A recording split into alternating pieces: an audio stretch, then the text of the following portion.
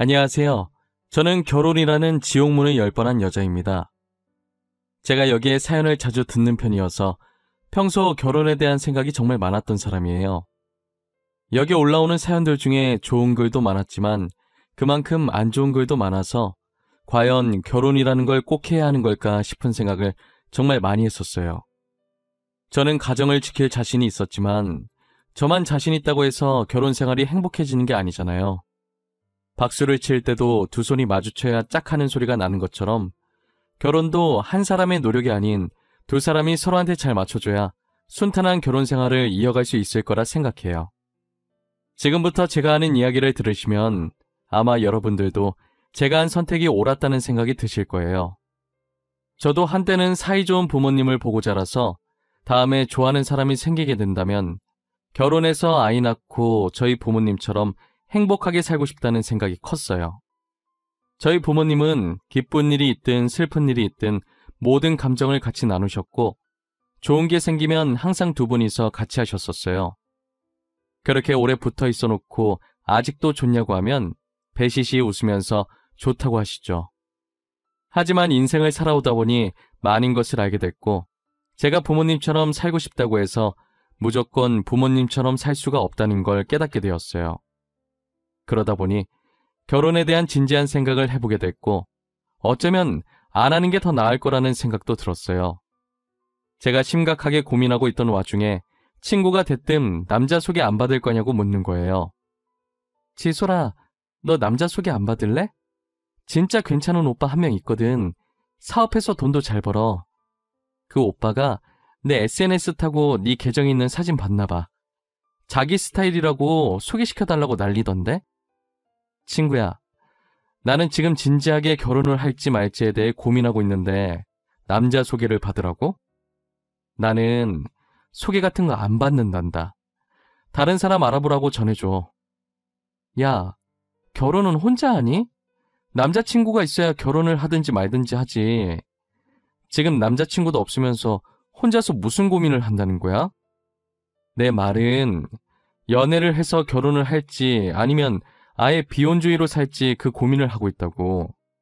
여튼 난 소개 안 받을 거라고 말했다. 우리 중에 아직 남자친구 없는 애 있잖아. 걔 소개해줘. 아니, 이 오빠가 너 소개시켜달라고 했다는데 무슨 다른 애를 소개해달래. 너 진짜 안 받아? 사업해서 돈 잘 번다니까. 놓치기엔 진짜 아까운데. 그렇게 아까우면 네가 가지든가요. 생각해보니까 너도 남자친구 없잖아. 그리고 나는 이렇게 어색하게 소개받는 것보다 자연스러운 만남을 좋아해. 저는 친구에게 자연스러운 만남을 좋아한다고 남자 소개해준다는 걸 거절했어요. 그리고 2달 뒤 친구는 자신의 생일 파티에 몰래 그 남자를 부른 거예요. 친구가 전화로 소개받을 건지만 물어봐서 저는 남자의 이름이나 얼굴 아무것도 모르는 상태였죠. 남자는 SNS에서 봤던 제 얼굴을 기억하고 있었고 우연히 그곳에서 만난 척 제게 말을 걸려고 저한테 살짝 물을 쏟고 미안하다면서 자연스럽게 말을 걸기 시작했어요. 너무 자연스러워서 저도 모르게 남자의 말에 다 답해주고 있더라고요. 지금 생각해보면 한두 번 해본 솜씨가 아닌 것 같아요.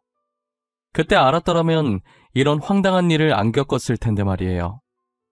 사업하는 사람이라 그런지 말을 어찌나 잘하던지 그 남자의 말솜씨에 제가 넘어간 것 같아요. 어느새 정신 차려보니 제가 그 남자와 사귀고 있더라니까요. 사귀게 된 날 제 친구가 말하길 제가 자연스러운 만남 추구한다고 거절하니까 자연스럽게 만나게 친구 생일 파티에 자기 좀 소개시켜달라고 했었다더라고요. 솔직히 의도적으로 접근한 게 마음에 안 들어서 그때 정이 살짝 떨어질 뻔했는데 그래도 막상 만나보니 괜찮은 남자 같길래 계속 잘 만나고 있었어요. 아무래도 남자친구가 사업을 해서 그런지 말솜씨도 말솜씨인데 사람을 어떻게 해야 자기 입맛에 잘 다룰 수 있는지를 아는 것 같았어요. 제가 조금이라도 화날 조짐이 보이면 빈틈새로 잘 피해가더라니까요. 그렇게 저희는 1년 정도 만남을 계속 이어갔어요. 저희 부모님이 제가 남자친구를 만나고 있다는 걸 알게 되면 당장이라도 만나게 해달라고 조르기 뻔해서 괜히 피곤해질까봐 남자친구 있다는 사실을 알리지 않았어요. 하지만 저는 남자친구의 어머님을 몇 번 뵌 적이 있긴 해요. 남자친구가 이제껏 여자친구라고 소개시켜준 적이 없어서 처음 저를 보시곤 엄청 반가워하시더라고요. 이렇게까지 환대받을 거라는 걸 상상도 못했었는데 어머님께서 먼저 반가워하시니 저도 덩달아 기분이 좋아서 애교도 많이 부렸던 것 같아요. 그 뒤로 어머님께서는 저를 자주 집으로 불러들이셨어요.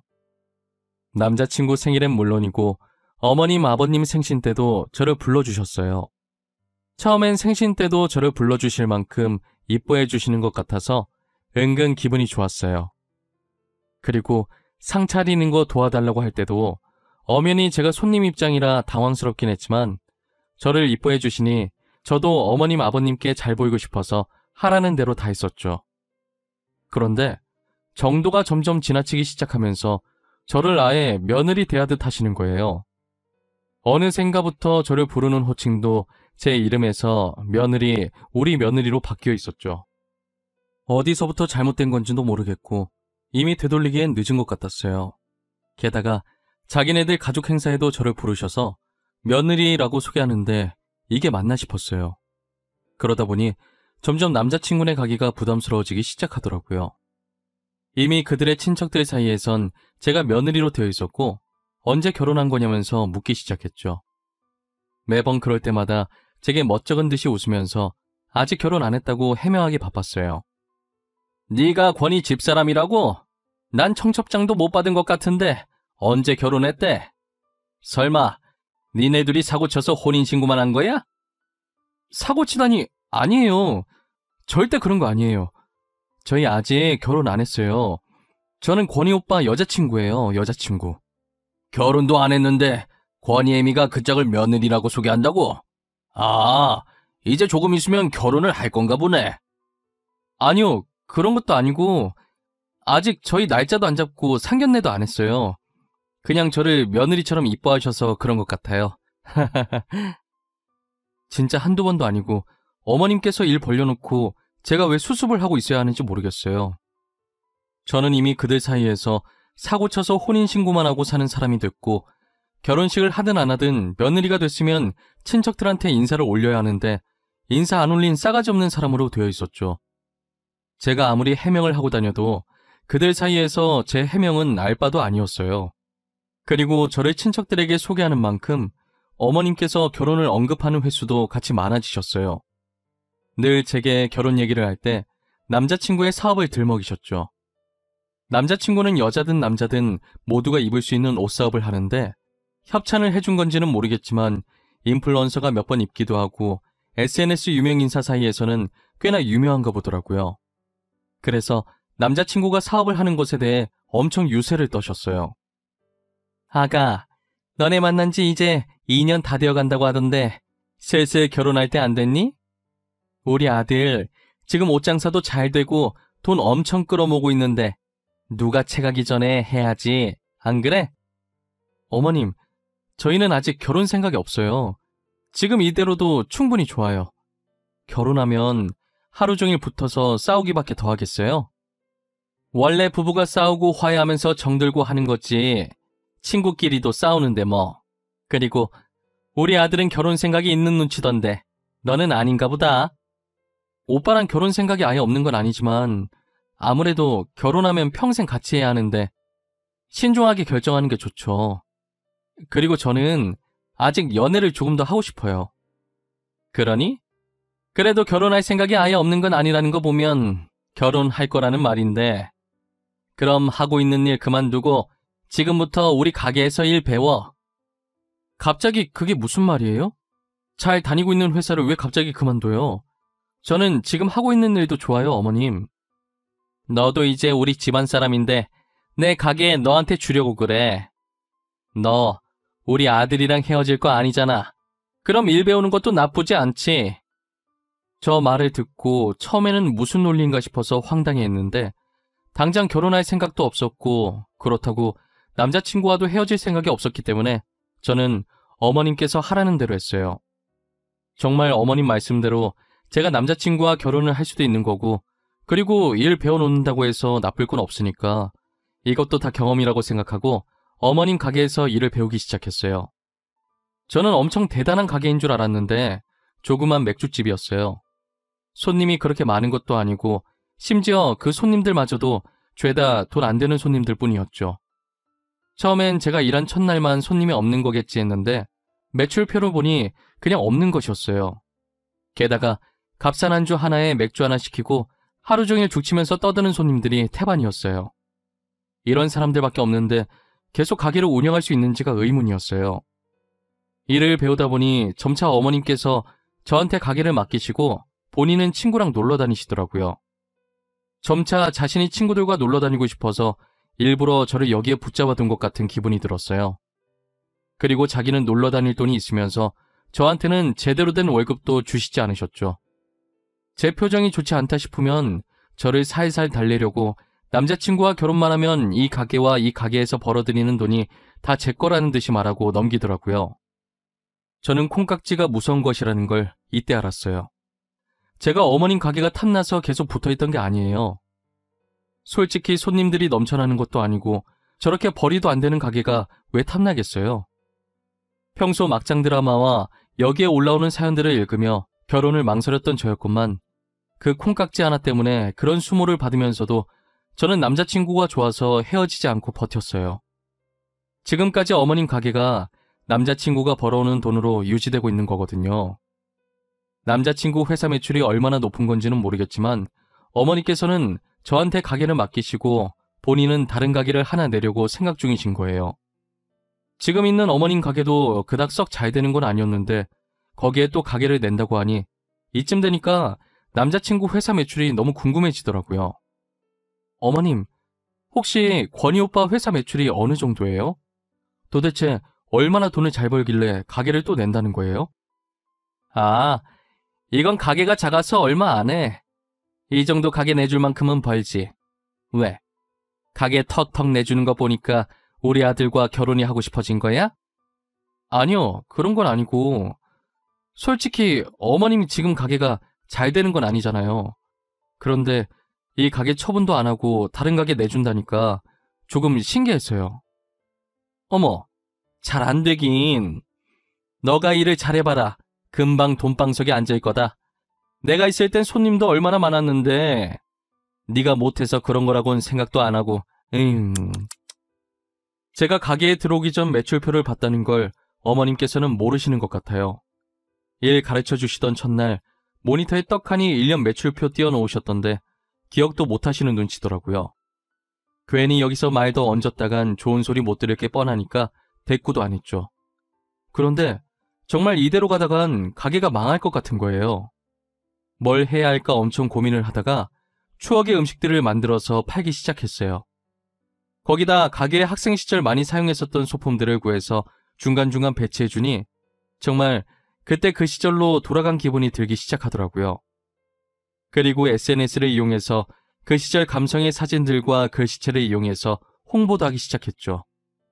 며칠 뒤에 제가 올린 글을 보고 왔다는 손님들이 조금씩 생기기 시작하는 거예요. 제 가게는 아니었지만 그래도 매출이 생기는 걸 보니 너무 뿌듯했어요.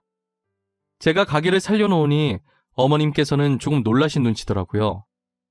어떻게 그런 생각을 했냐며 덕분에 돈 좀 만져보겠다고 엄청 좋아하셨었죠. 그리고 얼마 지나지 않아 저는 어머님 가게를 살려놓지 말았어야 했다고 후회했어요. 어머님께서는 매출표를 보더니 이것도 다 한철이라고 벌 수 있을 때 벌어야 한다면서 제게 더 새롭고 기발한 아이템을 요구하기 시작했죠. 저는 실망시켜드리고 싶지 않았기 때문에 뭐가 더 있을지 계속 생각하게 되더라고요. 가게 인테리어로 사용했던 소품들이 저희 시대 때 유행했던 소품들이어서 어머님 시대에 유행했던 것들도 어렵게 구해서 배치해놨어요.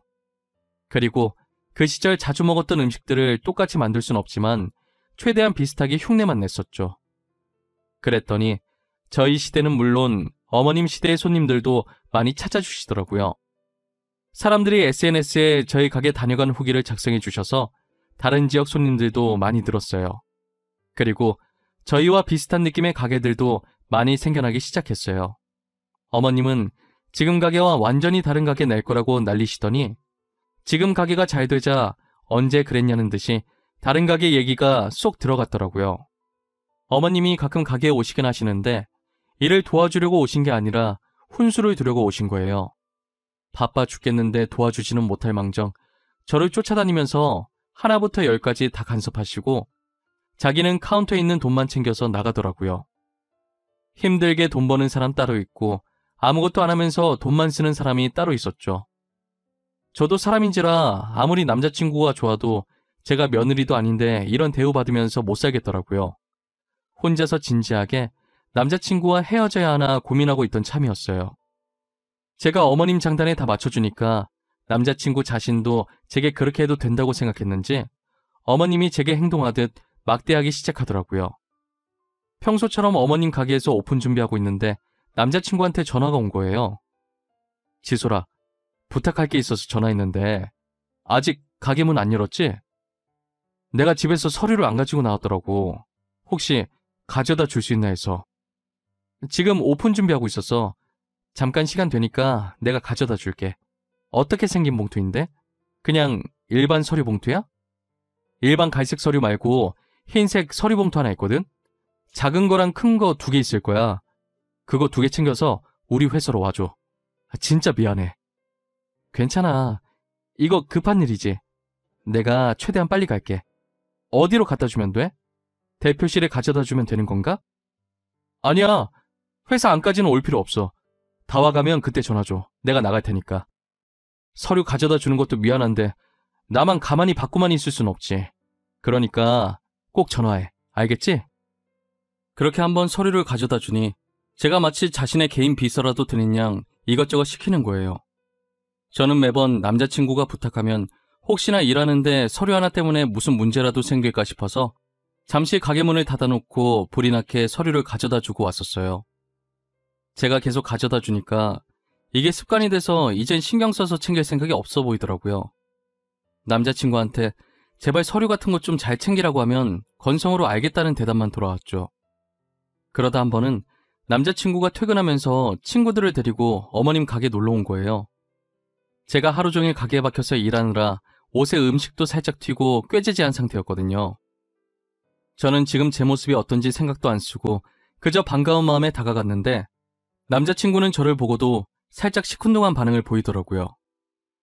안 좋은 일이라도 있었나 싶어서 밑반찬을 가져다 주면서 물었어요. 오빠, 회사에서 무슨 일 있었어? 오늘따라 표정이 왜 이렇게 안 좋아? 혹시 계약하기로 했다는 거 잘 안 된 거야? 아무것도 아니야. 별일 없었어. 미안한데 나 물 좀 가져다 줄래? 메뉴는 천천히 골라도 되지. 메뉴판은 어디 있어? 내가 물 금방 가져다 줄게. 그리고 메뉴판은 여기 있어. 메뉴 정하면 벨 누르면 돼. 다른 거 더 필요한 건 없지? 남자친구가 목소리도 다운되어 있었는데 진짜 무슨 일 있는 건지 엄청 걱정되더라고요. 저는 다른 테이블에 호출이 있어서 갔는데 두 귀는 온통 남자친구 테이블 쪽에 집중되어 있었어요. 제가 그 테이블을 떠나자마자 남자친구의 친구가 저에 대해서 물었는데 남자친구는 어이없는 답변을 하더라고요. 코나, 저분 너랑 되게 친해 보인다. 원래 아는 사이야? 어머님 가게 자주 와서 친해진 건가? 아, 혹시 몇 년째 사귀고 있다는 여자친구? 에이, 설마. 저 사람 그냥 알바생이고 여기서 알바한 지 오래돼서 친해진 것뿐이야. 그리고 나 저런 스타일 안 좋아해, 임마. 네가 제일 잘하잖아, 내 성격. 하긴 너 깔끔한 거 좋아하지? 더러운 거 질색이라고 근처도 안 가잖아. 그래도 자기 엄마 가게 맡아주는 사람이라고 친하게 지내줬네. 이미지 하나는 더럽게 챙겨요. 더러워서 싫다고 티내서 우리 엄마한테 좋을 게 뭐 있냐? 갑자기 그만둔다고 하면 골치 아파. 야, 됐고 뭐 먹을지나 정해. 아까 정했어도 벌써 정했겠다. 친구한테 저를 그저 어머님 가게에서 일하고 있는 알바생으로 소개를 하더라고요. 기껏 자기 어머니 가게 살려줬더니 어떻게 저한테 이럴 수 있나 싶었어요. 지금껏 뭘 위해서 이렇게 음식까지 옷에 튀어가면서 열심히 했나 싶은 생각이 들더라고요. 누구는 음식 묻히고 더러운 게 좋아서 잘 다니던 회사도 그만두고 이러고 있냔 말이에요. 제가 그동안 남자친구의 성격을 잠깐 잊고 지냈던 것 같아요. 남자친구는 사업한다고 남들에게 보여진 자신의 이미지를 엄청 챙기는 사람이었거든요. 언제 어디서 아는 사람 만날지 모른다고 항상 제 옷차림을 단속했었어요. 그렇게 이미지 챙기는 사람이 여자친구가 이러고 있는 거 뻔히 알면서 여긴 왜 왔나 싶어요. 가게도 제 가게도 아닌데 어떻게 되든 알바도 아니고 당장 앞치마 벗고 나가고 싶은 심정이었어요. 그래도 다른 손님들은 죄가 없으니까 오늘까지만 하고 남자친구랑 헤어질 생각을 하고 있었죠. 남자친구가 메뉴를 정한다고 저를 부르는데 저기요 이러더라고요. 순간 욱해서 들고 있던 행주를 패대기 치고 남자친구가 있는 테이블로 갔어요. 아무렇지 않게 저를 철저히 알바상 취급을 하면서 주문하는데 제 손이 부들부들 떨렸죠. 오늘만 참자. 오늘만 참으면 이제 이 집안이랑은 끝이다 하고 있는 와중에 눈치 없는 남자친구의 친구가 또 제 얘기를 하기 시작하더라고요. 도대체 나이가 몇 살이길래 아직도 번번한 직장 없이 여기서 알바를 하냐면서 여기가 회사 다니는 것보다 시급 세서 붙어있는 거냐면서 비아냥거리는 거예요. 저는 솔직히 자신의 친구가 저를 웃음거리로 만들면 그만하라고 막아줄 줄 알았거든요. 그런데 남자친구는 막을 생각은커녕 웃으면서 친구 말에 맞받아치고 있더라고요. 저도 그 소리를 듣고 있으면서 슬슬 화가 머리끝까지 올라오기 시작했어요. 당사자 앞에서 저렇게 행동하는 건 그냥 저더러 대놓고 들으라고 하는 짓 아니겠어요? 도대체 제가 뭐 때문에 저런 소리를 듣고 있어야 하는지 모르겠더라고요. 잘 다니고 있던 회사도 억지로 그만두게 만든 게 자기 어머니고 다 죽어가는 가게 맡겨놓고 나 몰라라 한 것도 자기 어머니인데 제가 뭘 그렇게 잘못했나요? 그저 남자친구를 좋아하는 마음에 잘 보이고 싶어서 시키는 대로 했고 가게도 살려놨는데 그게 그렇게 잘못한 건가 싶은 생각이 들었어요. 저는 도저히 못 참겠어서 냉장고에 있는 술을 꺼내서 남자친구 테이블로 갔어요. 그리고 술병을 까서 그대로 남자친구 머리 위에 부어버렸죠. 하나 가지고는 성에 안 차서 테이블에 있던 새 술을 또 까서 부었어요. 주변에서 다들 소리 지르고 휴대폰 들어서 찍고 있고 앞에 있던 남자친구의 친구는 놀라서 아무 말도 못하고 입을 벌린 채 떨어지고 있는 술만 쳐다봤어요. 너 지금 이게 뭐하는 짓이야? 미쳤어? 너 미쳤냐고? 그만해. 야, 너 그만 못해? 도대체 왜 이래? 요즘 술값 비싼 거 알지? 너한테 뿌리기도 아까운 술이야. 왜 그러냐고? 그걸 지금 몰라서 물어? 야, 김권. 넌 내가 그렇게 창피했니? 내가 네 여자친구인 게 창피해? 창피해. 너 이러고 있는 꼴 누구한테 소개하기 창피하다고. 그래서 알바생이라고 했다. 왜? 그러면 안 돼? 누구는 좋아서 이 일하니? 어머님께서 하라고 난리를 치시는 통에 회사 그만두고 한 거잖아. 어머님이 나 몰라라 한 가게 내가 살렸어. 더 이상은 못 참아. 결혼도 안 했는데 며느리 짓 하는 거 이제 지겨워. 야, 네가 좋아서 한 거 맞잖아. 왜 이제 와서 난리야? 엄마가 결혼하면 가게 너 준다고 하니까 가게 받으려고 신나서 한 거잖아. 내가 좋아서 한 거라고? 야, 가지고 있어봤자 빚만 쌓일 가게를 누가 감사하다고 넙죽받냐? 나는 너 하나만 보고 버텼어. 너 때문에 가게 살려보겠다고 아둥바둥거렸다고. 내가 언제 너보고 아둥바둥거리라고 했어? 아니잖아. 내 탓하지 마. 그리고 여기서 일하면서 월급도 받았을 거 아니야. 그럼 됐지, 안 그래? 월급? 너 말 잘했다. 내가 또 월급에 할 말이 많거든. 니네 엄마 맨날 나한테 가게 맡기고 가게에 있는 돈 다 가져가면서 나한테 월급 제대로 준 적 단 한 번도 없어. 그걸 알고 있니? 저는 남자친구가 어떻게든 제 탓으로 넘기려고 하길래 이제껏 참아왔던 것들을 다 토해냈어요. 남자친구는 제가 한 말에 어떻게든 맞받아치려고 입을 쉬지 않고 놀리는 거예요. 어차피 CCTV 있어서 매일 내가 출근했다는 거 찍혀있을 것이고 통장에 찍힌 입금 내역 가져가서 월급 제대로 안 준 거 노동청에 고발해버릴 거라고 하니 입을 닫아버리더라고요. 남아있던 정도 다 떨어져서 이제 그만 만나자고 다시는 연락하지 말라고 했죠. 저는 더 이상 남자친구에게 미련이 없었기 때문에 어떻게 살든 관심이 없었어요. 사실 제가 SNS 계정이 있어도 특별한 날 아니면 활동을 잘 안 해서 몰랐었는데 남자친구한테 난리치던 날 누군가 영상을 올려서 어머님 가게가 난리였더라고요. 게다가 사람들끼리 말이 전해지면서 점점 사실이 아닌 이야기도 사실처럼 떠돌고 다니는 거예요. 물론 남자친구네가 나쁜 쪽으로 몰리고 있었던지라 제가 피해볼 건 없으니 잠자코 보고만 있었어요. 그냥 이대로 망해버렸으면 좋겠다는 생각도 했는데 얼마 지나지 않아 제 바람이 이루어지더라고요. 영상이 퍼질 대로 퍼져서 어머니 가게 이미지는 날이 갈수록 떨어지고 그만큼 매출도 바닥을 쳤어요. 며느리도 아니고 언제 헤어질지도 모르는 여자친구를 시댁살이 시켰다면서 다들 가게에 가지 않았죠. 사람들은 저런 집에 누가 시집가고 싶어 하겠냐면서 그만큼 버틴 제가 보살이라고 그동안 어떻게 참았냐고 자기들이었으면 진작에 헤어졌을 거라더군요. 저도 그런 반응들을 보고 그때를 돌이켜보니 이제껏 어떻게 버텨왔는지 모르겠어요. 어머님께 온갖 일을 당하면서도 남자친구가 좋아서 다 맞춰주며 살다가 남자친구한테 정이 떨어져서야 정신을 차리고 빠져나올 수 있었잖아요. 몸과 마음이 자유로워지니 연애 같은 건 하지 않겠다는 생각과 함께 혼자가 최고라는 걸 뼈저리게 느꼈죠. 저는 다시 회사에 다니고 싶어서 이곳저곳 열심히 이력서를 넣고 있었어요. 면접 보러 오라고 연락 온 곳이 있어서 나가려는 찰나에 아버지께서 서류를 놓고 왔다고 집에 가는 길에 잠시만 들려서 주고 가라는 거예요. 그래서 저는 서류를 챙기고 면접을 본 뒤 바로 아버지 회사로 향했어요. 회사에 도착해서 아버지께서 내려오길 기다리고 있었는데 로비 쪽이 시끄럽더라고요. 무슨 일인지는 모르겠지만 굉장히 급해 보였고 로비 직원에게 회장님을 만나게 해달라고 난리였죠. 그래서 소리나는 쪽을 무심결에 쳐다봤는데 되게 낯익은 뒤통수 하나가 보이는 거예요. 뒤통수뿐만 아니라 목소리도 전 남자친구와 흡사했어요. 가까이 가보려다가 직원들이 아버지께 인사하는 소리에 다시 몸을 아버지 쪽으로 틀었어요. 그랬더니 로비 앞에 있던 그 사람도 빠른 속도로 아버지께 달려갔죠. 제가 아버지 옆쪽으로 가서 조심스럽게 남자를 봤는데 전 남자친구가 맞는 거예요.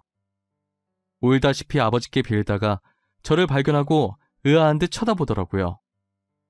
회장님, 지금까지 저희 회사에 투자 잘해주셨잖아요. 갑자기 왜 투자금을 빼신 거예요? 네? 저희 회사 이러다 진짜 망해요. 제발 한 번만 도와주세요. 이지솔, 네가 여기 왜 있어? 설마 여기 취업했냐? 자네가 우리 지솔이를 어떻게 아는가? 지솔아, 너 김 대표랑 아는 사이니? 응, 잘 알지. 너무 잘 알아서 탈이지. 근데 이 사람 여기 왜 왔는데? 아빠가 저 회사에 투자해주기로 한 거 있었어? 아빠? 회장님이 니네 아버지라고? 야, 너 왜 말을 안 했어? 회장님이 너네 아버지인 거 알았으면 우리가 그렇게까지 안 했지. 이 회사 회장이 우리 아빠인 거 알았으면 뭐 어쩌려고 했는데? 일은 안 시켜도 니네 회사에 계속 투자해달라고 들들 볶았겠지. 안 그래? 내가 느끼기엔 두 사람이 썩 좋은 사이는 아니었나 보구나. 더 이상 김 대표랑 할 얘기 없으니 돌아가세요. 다시는 찾아오지 않았으면 좋겠습니다. 아버지께서는 눈치가 빠르신 분이라 저렇게만 말해도 단번에 알아차리시고 전 남자친구에게 확실히 선을 그으셨어요. 그리고 살려달라고 소리 지르는 전 남자친구를 뒤로하고 저를 데리고 회장실로 향했어요. 저한테 무슨 일이 있었던 건지 자세하게 말해보라고 하시더라고요.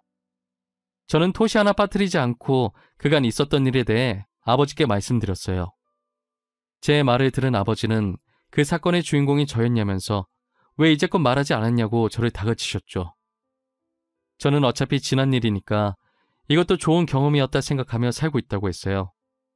아버지께서는 다시 전 남자친구 회사에 투자하지 않겠다고 하시더라고요. 아무래도 딸이 그렇게 당했는데 투자해주고 싶은 마음이 사라지셨겠죠. 아버지 뜻이 그렇다는데 제가 굳이 말릴 필요는 없어서 알겠다고 했어요. 전 남자친구는 그 뒤로 계속 저한테 연락을 하더라고요. 그날 이후로 어머니 가게는 망했고 자기 신상도 다 털려서 매출이 바닥을 친다고 다들 아무도 투자를 안 해주려고 하는데 아버지까지 등 돌리면 진짜 회사 망한다면서요. 아버지께서 SNS를 안 하시니 그 사건을 제일 마지막에 아셨다고 하더라고요.